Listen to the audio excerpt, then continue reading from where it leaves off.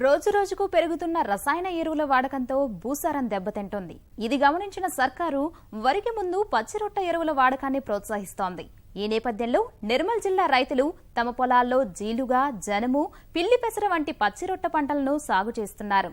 దీంతో భూసారం పెంపొంది అధిక దిగుబడులు సాధించడంతో పాటు రసాయన ఎరువులపై పెట్టే ఖర్చులు తగ్గుతున్నాయని రైతులు హర్షం వ్యక్తం చేస్తున్నారు.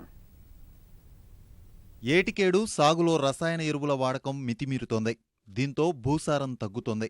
దీని ప్రభావం సాగు చేసిన పంటలపై పడుతోంది. చివరకు సరైన దిగుబడులు రాక అన్నదాతలు అప్పులు పాలవుతున్నారు.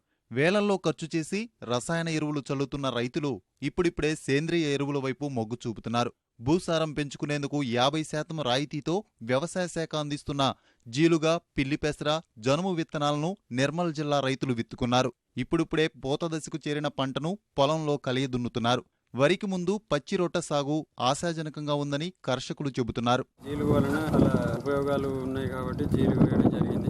రసాయనాల ఎరువులు తగ్గించడానికి జీలుగును ఉపయోగించడం జరిగింది. ఖర్చు కూడా తగ్గుతుంది. అగ్రికల్చర్ డిపార్ట్మెంట్ వాళ్ళు ఇది వేస్తే బాగుంటుందని వాళ్ళు ఇవ్వడం ద్వారా మేము జీలుగు వేయడం జరిగింది.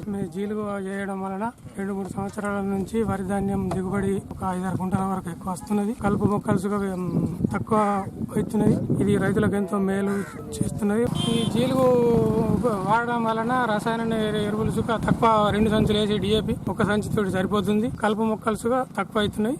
దీన్ని ఉపయోగిస్తే మంచి. ఇప్పుడు జీలుగు వేయకపోవడం వలన ఒక 5-6 కూలీలు కలుపు తీయాల్సిన పరిస్థితి ఏర్పడుతుంది. ఈ జీలుగు వేయడం వలన ఒక్కరే చేయడం జరుగుతున్నది. దాని వలన మా ఒక రైతుకు ఒక ఎకరానికి 1000 రూపాయల వరకు జీలుగుతోటి ఆదా చేయడం జరుగుతుంది. వ్యవసాయ భూమిలో ఈ పచ్చిరొట్ట పైర్లను పెంచడం, వాటిని అలాగే ఉంచేసి కలయదున్నడం ద్వారా నేల సారవంతమవుతుంది. పైరుకు మంచి పోషకాలు అందుతున్నాయని రైతులు చెబుతున్నారు. దీంతో కలుపు ఖర్చు, కాంప్లెక్స్ ఎరువుల వినియోగం సైతం తగ్గుతుందని అన్నదాతలు హర్షం వ్యక్తం చేస్తున్నారు. మాకు ఇక్కడ దాదాపు ఒక 2 ఎకరాల దాకా వరి పొలం ఉంది. భూసారాన్ని పెంచడానికి మరి అదే విధంగా పచ్చిరొట్ట పైరు గాని, జనుము గాని, జీలుగు గాని పెంచితే చాలా బాగుంటుంది. ఇది మనకు అనుకున్న దానికంటే వరి ధాన్యము ఒక 4-5 క్వింటాల వరకు ఎక్కువ వెళ్ళే అవకాశం ఉంది.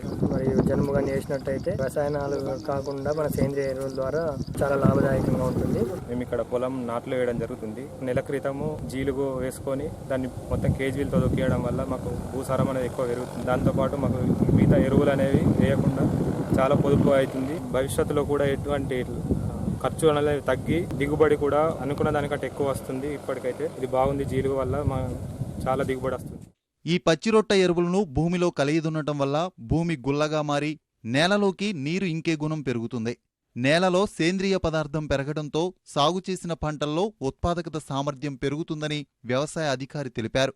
50% రాయితీతో అందించే ఈ పచ్చిరొట్ట విత్తనాలు సీజన్లో అవసరం మేర విత్తనాలు అందుబాటులో ఉన్నాయన్నారు. ఈ రసాయన ఎరువులని మోతాదుకు మించి చెలవిడిగా వాడడం వల్ల భూములు కూడా నిస్సారమైపోయి పంట దిగుబడి అసలే రాకుండా మారిపోయే ప్రమాదం ఉంది. సేంద్రియ ఎరువులకు ప్రత్యామ్నాయంగా జీలుగా పంటను ప్రోత్సహిస్తోంది. ఎకరాకు 12 కిలోల జీలుగా విత్తనం తొలికరి వర్షాలు పడగానే దున్నుకొని విత్తుకోవాలి. వర్షాధారంగా పెరుగుతుంది. దీనివల్ల రసాయనిక ఎరువుల వాడకం తగ్గడమే కాకుండా భూసారం పెరిగి అధిక దిగుబడి ఇవ్వడానికి ఉపయోగపడుతుంది. ప్రతి సంవత్సరం ఖరీఫ్ సీజన్ లో మరి ప్రతి మండలంలో కూడా రైతులకు అందుబాటులో చేసి పంపిణీ చేయడం జరుగుతున్నది. ఈ సంవత్సరం అవసరం ఉన్న రైతులందరికీ కూడా ఈ జీలుగా విత్తనాన్ని సరఫరా చేయడం జరిగింది.